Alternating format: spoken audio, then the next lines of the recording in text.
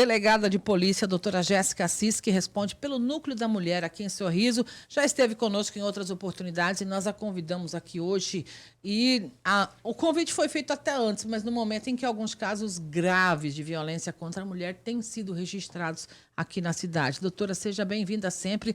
E é para nós uma pauta sempre importante que nós precisamos avançar, né? Tudo bem? Bom dia. Bom dia. Agradeço o convite, né? Um prazer, uma honra estar aqui novamente, né? Nesses microfones, falando um pouquinho sobre violência doméstica, violência contra a mulher. Sempre importante, né? Esse nosso papel de conscientização. Com certeza. A impressão que talvez as pessoas tenham é que desde que a senhora chegou, aumentou o volume de notícias em relação a isso. A gente sabe que não é bem assim, é um viés. A coisa vai acontecendo para melhorar, não é? De repente está havendo mais denúncias agora. Temos essa impressão, mas é isso realmente? Exatamente, né? Dentro do direito penal, nós trabalhamos com um termo chamado de cifra negra da criminalidade. O que é a cifra negra? É aquela demanda que fica represada e aquele volume de crimes que não chega ao conhecimento das autoridades estatais. Então, a partir do momento que você faz um bom trabalho com a população, que você recebe bem a vítima na delegacia, que você divulga, que você demonstra, né, o que é um crime, muitas vezes as mulheres não percebem a situação de violência em que se encontram, isso faz com que elas se sintam mais confortáveis para buscar ajuda e até mesmo assim, aquele vizinho que sempre presencia uma agressão, que sabe de uma coisa ou outra, ele fica encorajado a procurar a polícia e tentar ajudar aquela vítima que está na situação de agressão. Importante que elas consigam sair desta realidade, né, doutora? Nesse caso aí, nesta semana, a gente teve um caso que nos deixou estarrecidos aí, de estupro coletivo, palavras suas, inclusive. Eu queria que a senhora falasse um pouco sobre isso. Já trouxemos a informação sobre como aconteceu tudo isso, mas o que levou a isso? A ação, o pensamento, a atitude destes rapazes envolvidos nesse caso? Exatamente. É uma conjuntura muito comum de a gente ver, principalmente num contexto em que vivemos uma maior liberdade da mulher dentro da sociedade.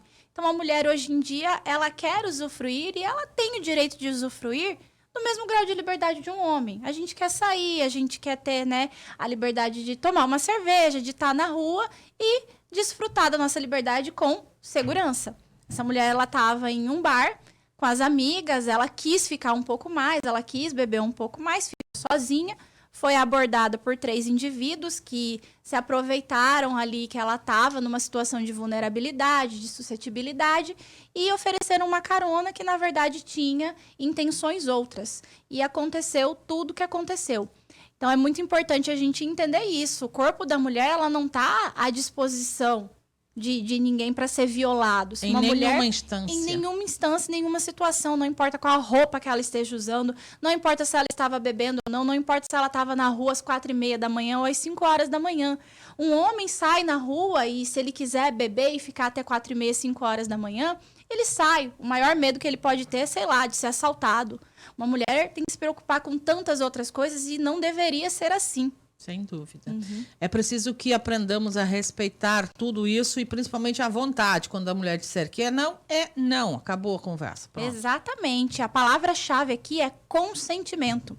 E o consentimento, ele é algo que permeia uma relação a todo instante. Então, você conheceu uma mulher, ela te deu abertura, você beijou ela, no meio do caminho ela muda de ideia, ela não quer mais, o consentimento não é mais atual, não está mais contemporâneo, virou um não. E não é não, não se respeita, tá?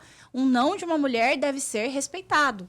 Se ela falou que não quer mais, que não está mais confortável com a situação, pronto, não tem o que fazer. Se há esse desrespeito, é uma situação de violência. Existe ainda um pensamento de que não, está se fazendo de difícil. Não é assim, né, doutora? Não é assim. Tem muito isso na cabeça das pessoas. Tem, né? Tem essa coisa de, tá se fazendo de difícil, tá fazendo doce, né? Um charminho. Se fala, charme, né? A dúvida, parceiro, não é não. Na dúvida ficou em silêncio, silêncio é não. Presume-se o não, não se presume um sim. E sempre é importante lembrar que é crime, né? Exatamente. Se insistir, resulta no crime. Resulta em crime. É até importante a gente destacar algumas figuras penais que a gente tem. Sim. As pessoas têm muita dúvida entre até onde é uma importunação sexual, onde começa um estupro? Qual que é a diferença entre eles, né?